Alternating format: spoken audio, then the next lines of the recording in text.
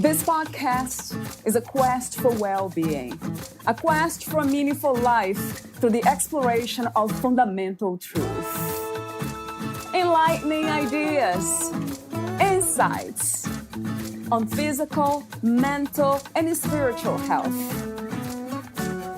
The inspiration is love.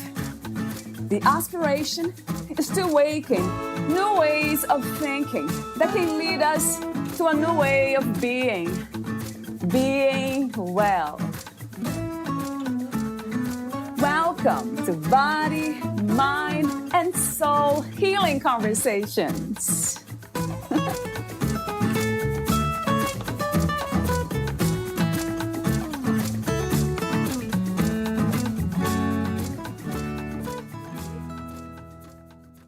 I have faced down some terrible things in my life.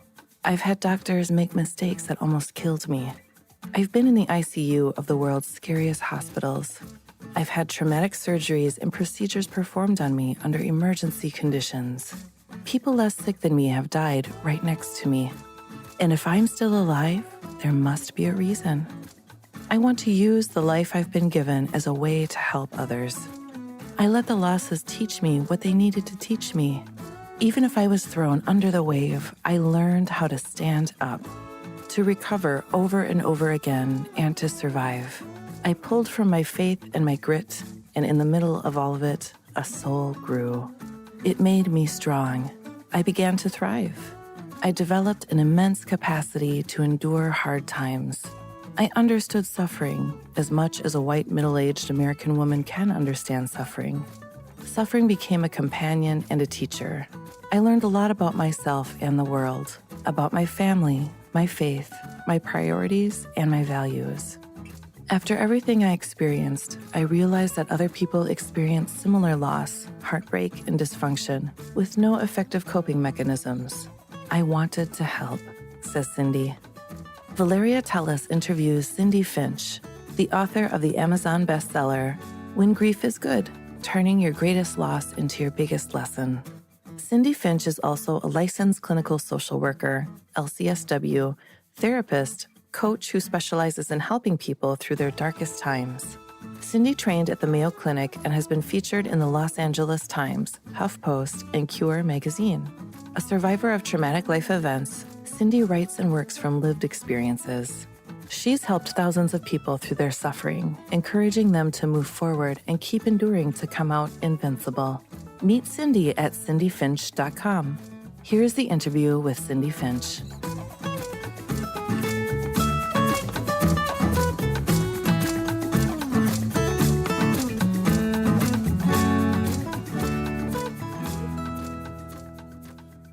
In your own words, who is Cindy Finch? Hi, thanks for asking. So Cindy is a curious child in life, and she's also a helper and a healer. But more importantly, I'm a mother of 3 children and a wife, and I'm a child of God. That's who I would say I am, and a creative soul. How do you define spirituality, and what, where, and who is God to you?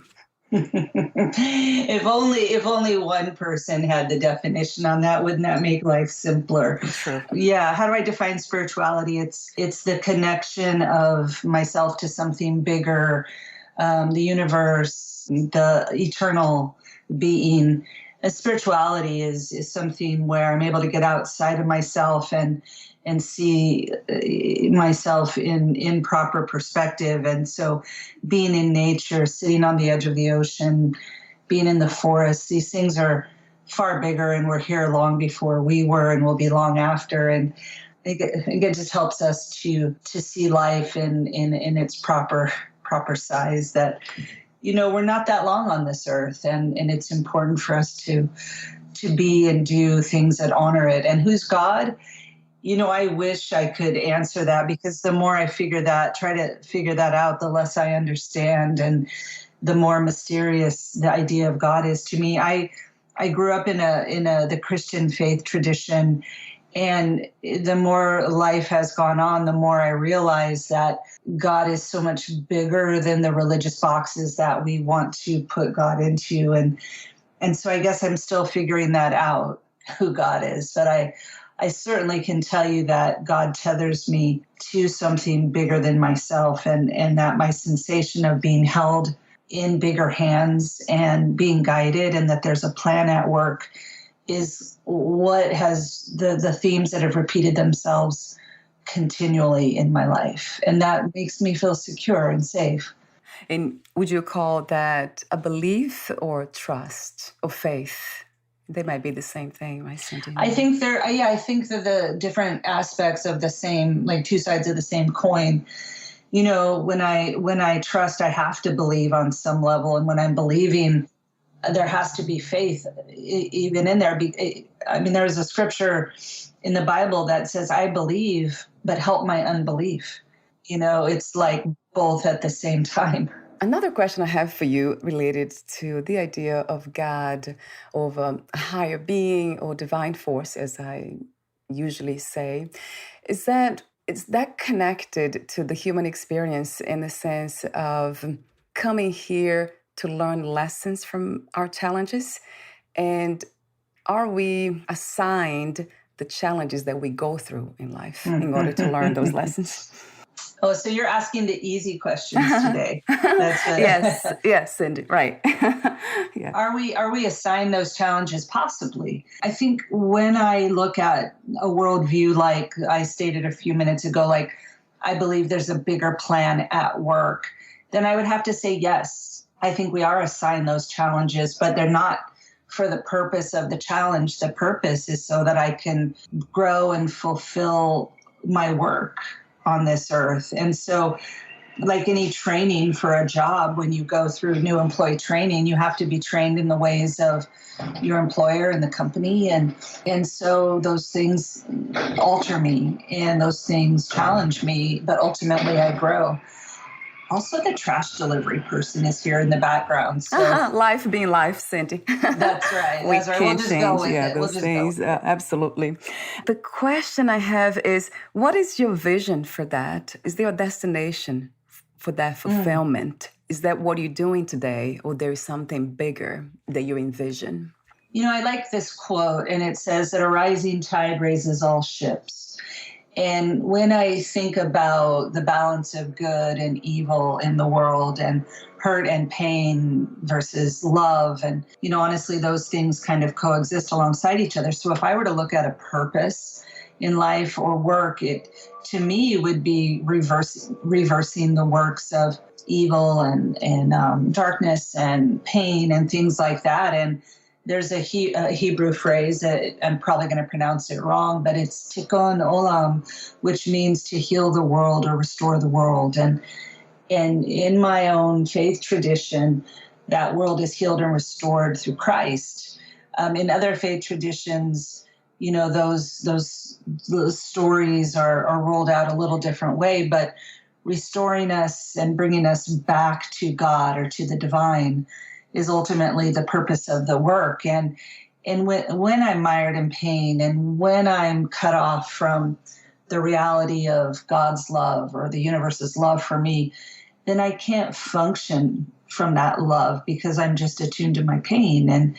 And so I suppose some of my work, like your work, which is what brought us together, is to help bring people back to God, back to love, back to the universe. And so that great restoration, if you will. Have you heard of a time in humankind where that happened?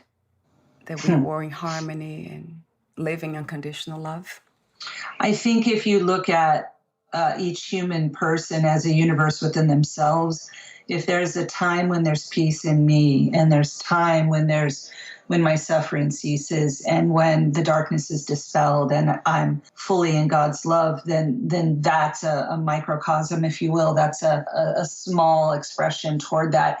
But there was a time back in I'm probably going to get the dates wrong, maybe the 1400s, but we had the plague, and you know, the most recent pandemic, and there was oppression politically and religiously, and there was great sickness and suffering. And within 100 or 150 years, then our historic world actually rolled into the Renaissance.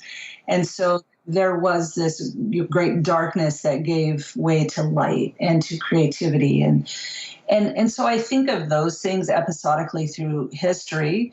And then I think of the individual being, like I said at the beginning, that those, we really can become a reflection to the world around us. And I would think that everybody during the Black Plague had to in some way, or most people in some way, became a collective reflection of restoration, because the creativity burst after the oppression of the sickness. And I kind of hope that for our world. Do you see a difference between pain and suffering? I think that's such an age-old question, and it's such a good one, and it's been around for so long and requires people to confront and answer it. I mean, I know the Buddhist tradition is, pain is always going to happen and suffering is optional, because it's so much about perspective on what that pain is accomplishing. Like, even in the book, I write about, when a woman is travailing in labor pain and she's definitely suffering, and it's the worst pain, her body being split open to birth a child.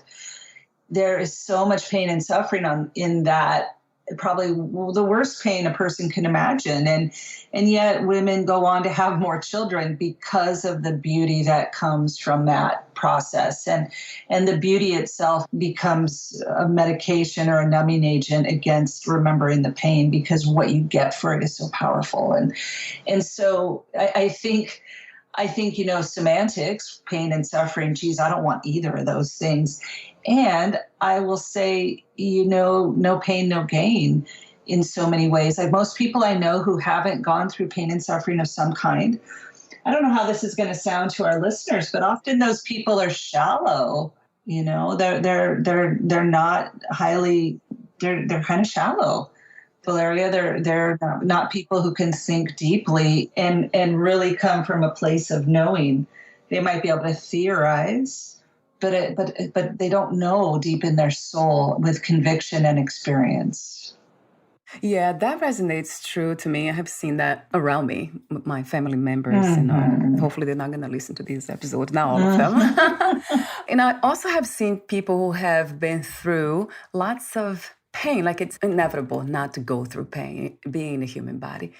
But I see that they become shallow. They surface through life after all those experiences with pain, because they have not really understood pain or processed pain. Mm-hmm. That's what it seems to me. Mm-hmm. It really comes, that message, when I am kind of around people who have been through a lot, but they have not learned. So I kind of often wonder why. And that comes to mind after talking to so many people here too about these things. Mm-hmm. Mm-hmm. I think so. I think that there's, I actually don't know the answer to that. And it's a good question for our listeners and ourselves to ponder, but I can make some observations on it, because I don't know that one thing will apply to the masses of people who have experienced what I would call needless suffering or suffering without purpose. Because I would say that the story hasn't totally been written. Like, I know people, because I work in the area of grief and loss and suffering with my clients, with my family, myself, that it sometimes not until the very last breath of somebody's life does it all make sense or come together or galvanize them in a way that they can articulately speak truth or forgiveness or grace or mercy or purpose or meaning. And so sometimes it's just about timing, that it hasn't all come together yet. But I like this little saying I heard from a leader once. He said, get better, not bitter. Yeah. I love that. Right. And, sometimes I want to say that to people, don't get bitter, get better. That's such a beautiful way of seeing perspective. I love that. It's coming from inner wisdom, that we are not able to see the big picture, most of us. Yeah. So it's easy to judge, isn't it? Mm-hmm. So easy. Yeah, if somebody's not right where I am or I think they should be, to me, life's just not done with them yet. Thank you for saying that. It's a beautiful reminder for all of us too. And another open question. I have too many. Maybe I have to skip the opening questions for now, but let me ask you this one. How would you describe grief from your own perspective? Oh, well, there's a quote. It's a beautiful one. It says, "Grief is love with nowhere to go." And it's that idea of what I thought was going to happen in life didn't. And I'm experiencing not just the loss of my life or my loved one or my hopes, but it's really death of the dream. And grief is such a heavy topic, and it's so funny because I didn't even want to be the spokesperson on grief because our tendency in culture is to avoid it. And yet grief is this huge, here's my bottom line: grief is a huge change agent. When grief is in our lives, it has the ability to transform us, to catalyze us, and to create something that has never been there, and to move us forward on our path if we will listen to it, if we will lean into it. And there's just dozens and probably hundreds of stories of people being changed by their pain and grief, whether they wanted it or not. It has, Tyler Perry, the amazing director, filmmaker, actor, producer, if you hear the story of his childhood and where he came from, his entire platform is based on the loss and pain of his childhood. And his movies and his plays and his characters are all a result of what my favorite topic is, which is post-traumatic growth after our traumas. What is your understanding of healing, and what are some of the misconceptions about healing that we have, Sandy? That's a good question. Healing is such a big topic, but what I know is that people really seek healing like, if I can just get my life back to the way it was before, I will be fine. And the truth is that for many of us, perhaps most of us, that's not an option, especially during COVID. And I have somebody in my class right now who I had to teach a couple of classes based on my framework of grief and growth. And she recounted a story just last night of watching her mother go from a pretty healthy older adult to within 10 days dying of COVID. And so when you talk about healing in that setting, well, maybe it was healing for her to go to heaven or to an afterlife. Maybe it was healing for I don't know, Valeria, like it's such a big one, because for me, I would have preferred to never get sick and have to think about things like healing or wishing to have my life restored. But going through it, I tell people I would never choose what happened to me, but I, at this point, would also never change it. I wouldn't choose it, but I wouldn't change it. And so had I been given a ticket out of it, I never would have gotten what I know. I wouldn't do the work I do. I wouldn't have written my book. You and I wouldn't be talking today. That's true. Yeah, so true. Perhaps my healing was to go through it, because it healed me from a disease I didn't even know I had, which was immaturity, selfishness, more ego, things like that. If life had one purpose only, what would that be? Okay, let's see. Simple ones. To me, I would go back to heal the world. I think we're all here to leave things better than how we found them, and to do good. Let me land it in the Christian faith tradition. I'm to love God and love others as I love myself, which takes us right back to the very beginning of what you said, that I need to love myself unconditionally. Because one of the problems that I see is that people want to help others, be good to others, but they bypass themselves in that process. And then the help ends up being controlling or manipulative or codependent and not unconditional. And so I think the purpose of life is to know and be known first by God or Spirit, and then to be a reflection of that love in the world. And then that byproduct can't help but be a healing wherever you go, to take that. Personally, my motto is to help people take their next steps, whatever those are. I help people take their next steps. And because all the steps are not up to me in your life or my clients' lives, I'm one point of light on people's path. And so that's my purpose. I love the way you connect healing to spirituality. That's something that I also believe in, if it is a belief system.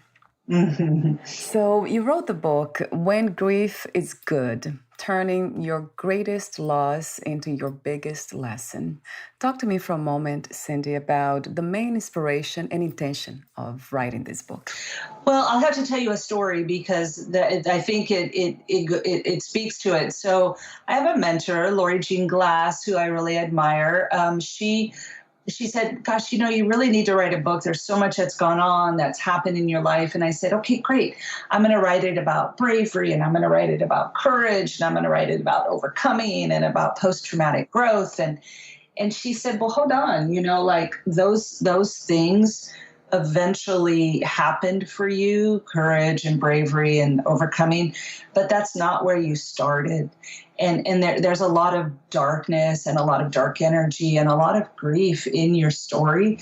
And eventually something really good things came of it. But if you bypass the darkness of your story, you're going to do your readers a disservice. You need to be honest, because most of us don't come to courage or bravery as a starting point.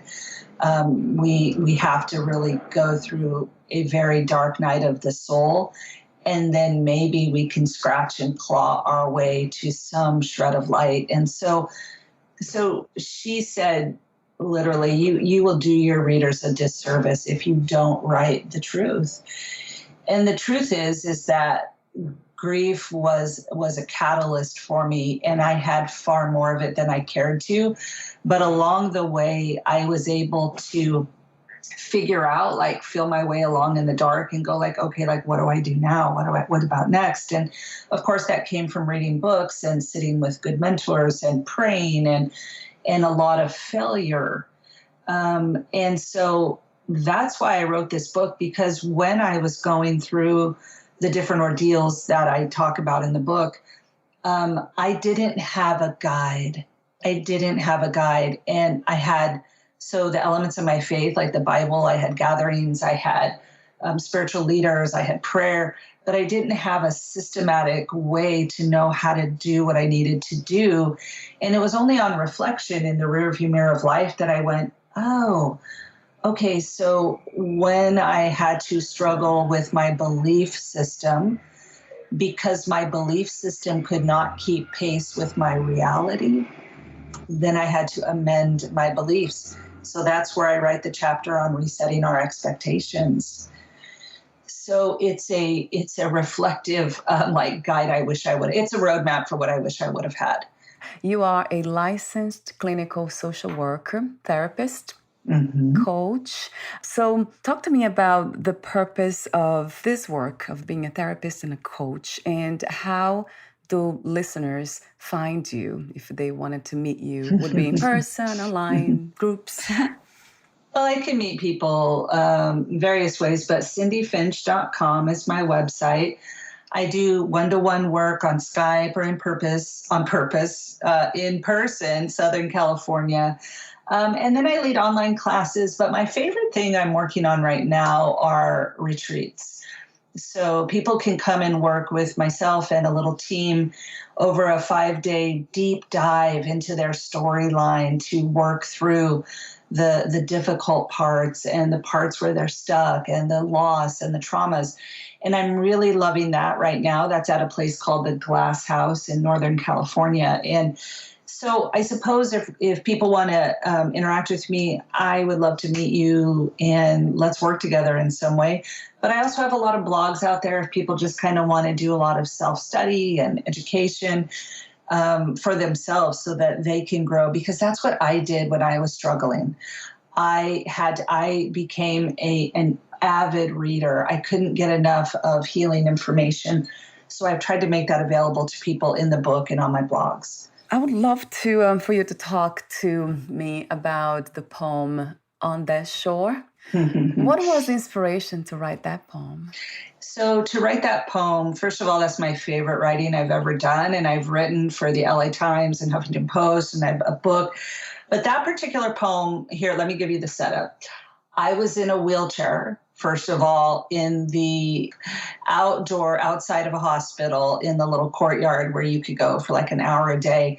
And my situation had gone from bad to worse, and I wanted out. I was done. I had been in heart, liver, and lung failure. I had massive internal organ damage from my cancer treatments. I had 3 little kids at home. My marriage was struggling. And I felt like physically, emotionally, spiritually, I was done. I was ready to check out. And to be perfectly honest, I was furious at God and eternity, and I just had had enough. And I had told God, like, look, if you're some kind of loving being, then you wouldn't put me through this and my children. It's just gone from bad to worse repeatedly. I think I had been hospitalized at that point 45 days. And I stayed up all night crying, fighting, angry at God, weeping. And I said, the most merciful thing you could do for myself and my family is to let me die tonight. And at 5 a.m., the sun's coming up, doctors are starting to make their rounds. I was in a deep depression. And I just thought, God's a fake.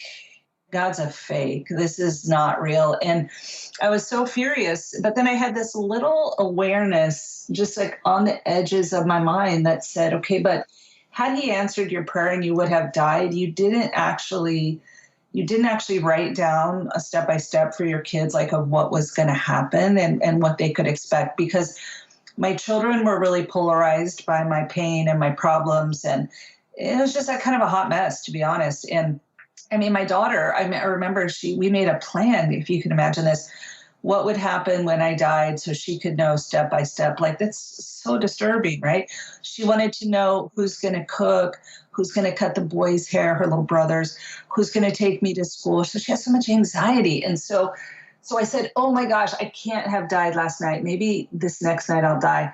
But before that, I'm going to write a poem or a message to my children about what's going to happen with me and what they should expect, just to try to take care of them. And so I had a nurse push me out in my little wheelchair with all my tubes and lines, and I sat in the courtyard of St. Mary's Hospital in Rochester, Minnesota, on a napkin, and I wrote that poem. And to me, it needed to be there, and I felt so complete after that. 2 things happened. 1, I felt tremendously better, and 2, I no longer wanted to die. Yeah. So it's one of those ways I could process my grief by leaving a message for my children. Would you recite that poem, Cindy? Oh, of course. Please. When I gave the poem to the publisher with the book, they read it and they really didn't know what to do with it. They're like, oh, we don't know where to put this because the whole book is so instructional, but this poem is rather intimate. So the poem is on 205 of the book, and it just kind of doesn't fit anywhere, but it fits perfectly for me, and I hope for others. So it's called On That Shore, and it says, if I should go and skies turn gray and life swings long and low, if clouds should burst and hearts should break and between us time should grow, then know that I've but morphed a bit and flown on up ahead to wait upon the shores of God on this path that I've been led. I'll sing, I'll dance, I'll play all day, and the stories I will hear from those who've gone before me and from those who now are near. Rumors and longings from this secret place have billowed through my mind. Years I've longed to see my home, and now at last it's time. Time for songs, time for joy, time for walks and talks. Time to know as I've been known, as mysteries are unlocked. My heart will bloom, his glory full, my lover now revealed, my feet upon his grass and my cartwheels in his fields. My hero and I will laugh and sing, and his nobles I will greet. They've butterflied away like I, now his grass beneath their feet. Long and sweet I'll drink it in, this new life from my old, but know each day the shores I'll walk as I've grown now young from old. Know that I am waiting and longing for that time when your steps will meet my shore again and your hand joins back in mine. I'll leap, I'll run, I'll chase you down. I'll kiss you high and low. I'll tuck, I'll hug, I'll sweep you up there upon that shore. Your nose and ears I'll bite and chew as if they were a cake. My heaven will expand then when you upon that shore I take. When dance and laughs and sweet reliefs give full sail to this us, we'll talk, we'll tell of our sweet paths that heaven's brought us to discuss. I'll tell of times when from his lap your face, your life I poured, the fragrant wine of our dear love and my longings from that shore. Oh, my captain, how he'd silk my hair and gently touch my face. His hands, his love will silk you too as we wait for our embrace. So dawn with me, step high and light when life pulls hard and mean. I've butterflied and the days will fly until I greet you on that beach. My kiss, my hugs will wait for you, and then still all the more when in that time my God and I will meet you on that shore. Thank you for being open to life in all aspects of life. That's what I see too. You became open. Although there was a moment, like all of us, we have moments of doubts and deep fear, but there's always something there, which I call the true self or the God self, that's always there watching, reminding us that we are not just the experience of body and mind.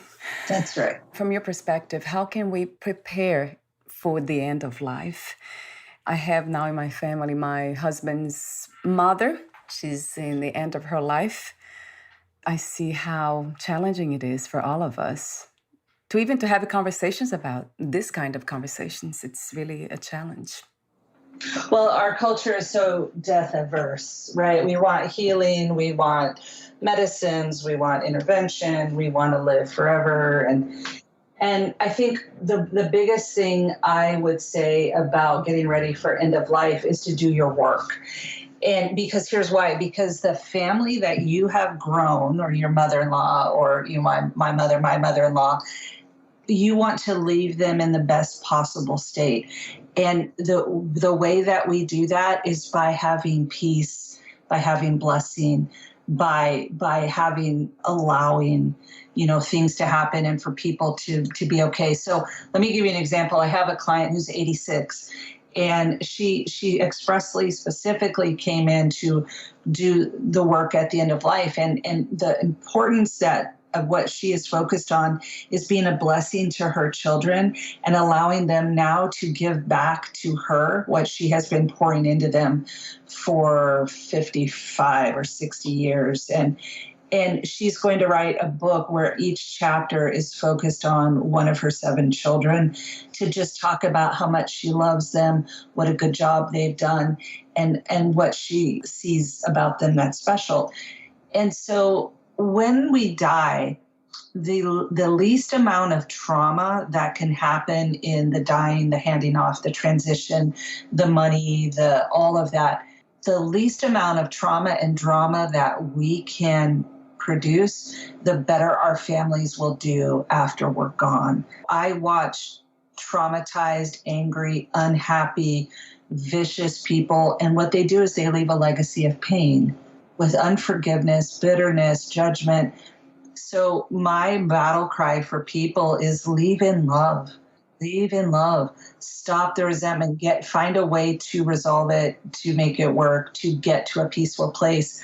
Because why would you want to leave your loved ones tied in knots? How do we do that? We need to be creative, right? That's what it is. Here's what I say. Creativity. Right? Here's what I say. Find out who was the favorite in the family and push them in there to have the conversation with that parent. Because even though you or I may know that it's good to talk about these things at the end of life, the problem is that the older generation, and by older, 75 and older, 75 to 95, that generation, emotional health was a luxury. And so we know for the builder generation, their job was to work hard and take care of their families. And beyond that, they don't have a big, not all of them, but most of them don't have a big repertoire of emotional health or a big vocabulary around what it means to die well. So that it may be. And the other thing is, I've known people, I used to work in a hospital where the matriarch or patriarch of the family that was dying did not want to talk about it or make decisions. They wanted that all handled by another member of the family.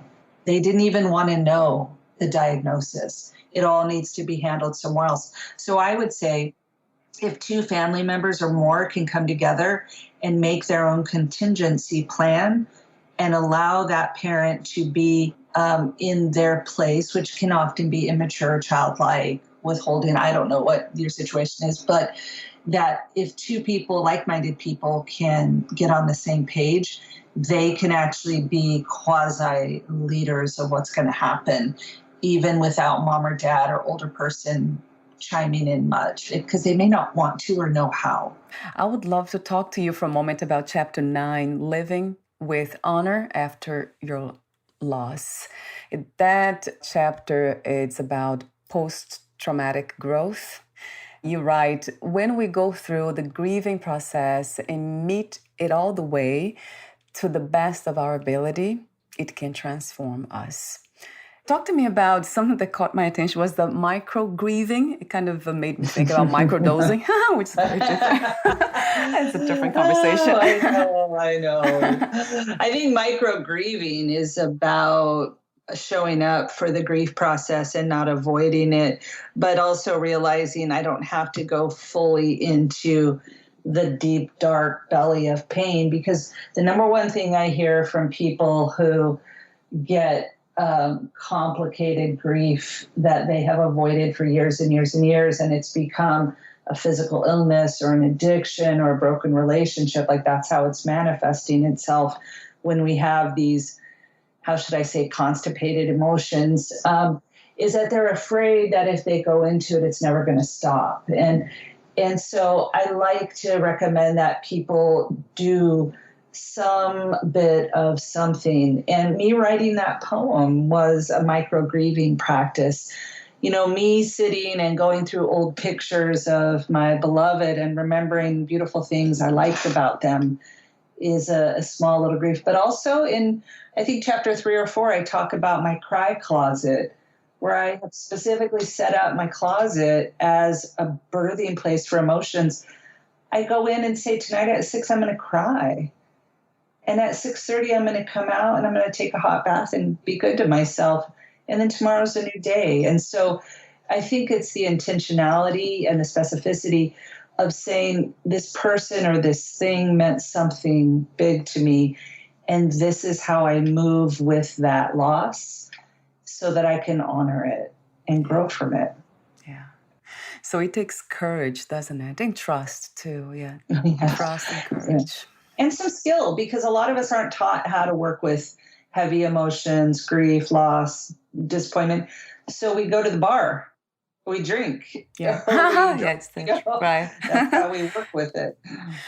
You have so many wisdom, so many beautiful passages, reminders there. You say, what I learned is that grief and loss are the doorway to greatness, the doorway to activate our gifts through loss, which goes back to the same message about growing from trauma and pain.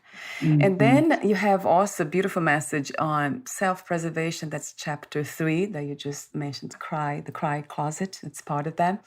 Talk to me for a moment about the importance of self-care and self-love. Self-love is one of my favorite topics. Yeah, so I talk about that a lot. Well, first, you probably know this too from talking to different people in this field, is that so many people will self-neglect. Like they will work hard, they'll take care of other people, they'll meet the bottom line, they're highly efficient. But when it comes to themselves, they do what I call self-neglect. And they will really reject themselves, go around themselves. People of faith do this all the time. They do the spiritual bypass where they're like, I'm going to just trust God. Meanwhile, they're not taking care of their health. They're not eating properly. They're not getting enough rest, but they're trusting God. And my question is, what are you trusting God for? It's your job to literally take care of yourself. And so, you know, this thing about self-care during grief is a gentleness or kindness to oneself. And here's why, and especially for women listeners, the more you pour into yourself and take care of yourself, the more you will have to give. The second part is if you're raising children, your children are watching what it means to be an adult. And if you model self-respect, they will pick up two things. One, that you're a person that they need to have respect for because you respect yourself, and they need to treat you with honor. And the two, they'll pick up how to take care of themselves, that they have worth and value because they watched it modeled. So that's what I would talk about self-care. Self-care in and of itself, if it didn't have bigger lessons to it, a lot of people could take it or leave it because, we want to just get into work or whatever. But that you're transmitting to the next generation how to look at yourself. And two, you'll have more to give and more energy to do your work with. It seems to make sense and to be something that we should naturally kind of flow into. But it doesn't happen. It's kind of interesting how we have to make it a practice, right? To love ourselves, to take care of ourselves. Well, because it's seen as selfish. It's seen as selfish, and a lot of women in my generation. So I was born in the late '60s. We are taught to be nice and take care of others, and my mom was born during the World War II, Great Depression era, where it was very much about self-sacrifice and do what is needed for the greater good of the country, and that you're to be the bottom priority. And so that sets up a world of problems with martyrdom and so many things. Yeah. No, self-care is not selfish. That's why I call it self-preservation and self-respect. I love your book. Like I said before, it becomes like this roadmap to the steps that we need to take, like a system to, I would say, to unconditional love, though. That's what it comes to me. It's such a beautiful reminder in every way. And you have so many steps there, so many suggestions. You have the please skills that is under self-preservation. That caught my attention. And then chapter 5, resetting our expectations. That's another beautiful chapter. Would you like to elaborate or add to anything about that, Sandy? I think I do, if that's okay. I think with resetting our expectations, that many of us can spend a lot of time circling around in what we thought should have been, could have been. And I think as we update our GPS on life of what is realistic, like a lot of people want to spend time in fantasy, like my mom should be this to me, or my husband could do that. But when I get into reality about what is, and the truth about what's happening, it's important that I keep pace with that. And a lot of times that means I have to amend my internal belief system and my operating system about life. And so that's what chapter 5 is about. For instance, I think that, and I list them in the book, like, I believe that if you do good, this is what I used to believe, if you do good, you'll receive good, kind of a karmic sort of thing. And there's teachings in most world religions about altruism and reciprocity and things like that. But the truth is that I can do all the good I want, and that I cannot foolproof life, and that very bad things happen to good people. And if I stay in my immature belief that if I do good, I'll receive good, I'm going to have a shitty life experience because I'm going to feel entitled. I'm going to think that life should be more like a vending machine. Yeah. Right. And I'm not going to be able to see the higher purpose in struggling and bad outcomes. So true. Yeah. So much wisdom and clarity. I love that about you and your work. It's truly beautiful, Cindy. Thank you for being you, for being open to life. You're welcome. I love chapter 6 too. I want to say that quickly before the end of our conversation today. Lessons learned from living. Beautiful lessons there too. You outline them and explain them clearly. And I love besides your own poem, the heartfelt, and the video that you sent me too. There is another poem from Kathy Parker. writer and poet, Mm. says grief is an alteration of who we once were to who we become now. It is an adjustment of ourselves, an adaptation to our souls. We don't work through our grief and return to who we once were.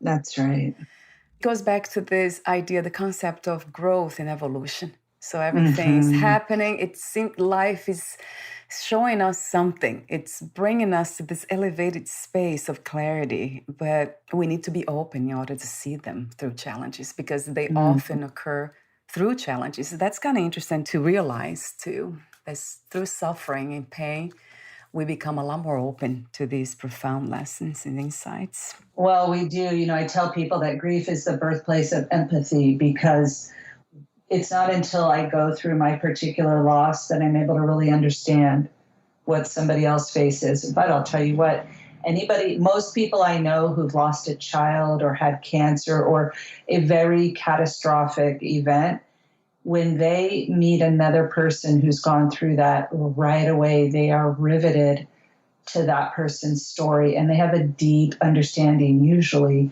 of what it means to be them. And they could have been the most dense person before that, but as soon as they have this shared experience of loss, they have so much empathy and compassion and awareness of what it means that they've been changed. And it's really hard to just teach somebody empathy or mercy or compassion. It's actually, you have to go through it. And then you almost can't keep it silent. You can't help it. Look at Sandy Hook. The parents that came through the Sandy Hook terrible mass shooting, they have changed the world. Mark and Jackie Barden on behalf of other children and other families. It seems like this life's trying to bring us to the space of awareness that we are all interconnected. It really feels that way. So because we live as if we're separate. There's a sense of that. We all have those. Individuality is absolutely fine. It's part of life. We see that in nature. It's so diverse. But it's one thing. Everything's connected. That's right. That's right. Thank you so much again, Cindy, for everything that you represent in this reality. Oh, you're welcome. You're welcome. So glad to meet you today and get to talk. Yeah, it was fun. Spiritual fun, meaningful fun. So before we end the conversation, let me ask you one last question. What 3 experiences you wish everyone to have before they lose the body, before they die? Oh, I wish they could have the experience of playfulness. Yeah. I wish they could have the experience of deep love. Yeah. And I wish they could have the experience of safety. Yes, 1 billion times to all of these beautiful wishes of yours. And before we say goodbye, on a technical note, where can we find more information about you, your books, products, services, and future projects? Again. Oh, Cindy. yeah, thank you. CindyFinch.com. Wonderful. I'll have the link on your podcast profile. Thank you so much again, and we'll talk soon. Okay, wonderful. Bye. Bye for now, Cindy.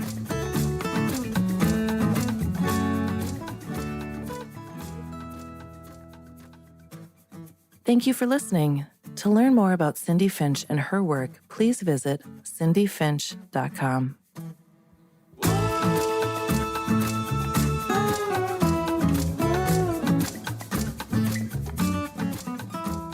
To learn more about this podcast, please visit fitforjoy.org/podcast.